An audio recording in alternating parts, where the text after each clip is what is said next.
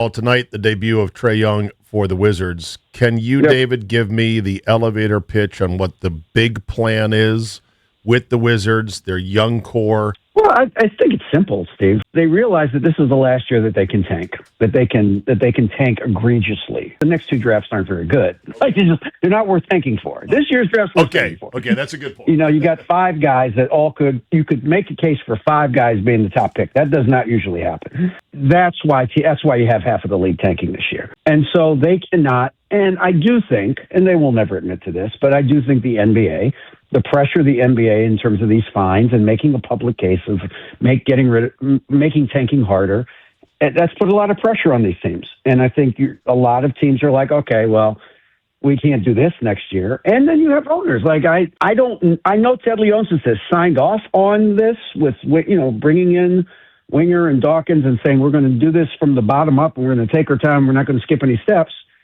He was also the guy that said we'll never, ever, ever, ever tank. And Yeah. that's enough tanking now. Let's start being more competitive starting next year. And that's all that Trae Young and Anthony Davis are here to do, is to make this team more competitive next year, to put them in position to have a chance to be in more games and obviously win more games. I don't know that they're saying we have to be a playoff team next year. I don't think that's what they're saying. I think they're saying you can't just lose 9 games in a row and be okay with that anymore. Like, that just can't be the standard anymore.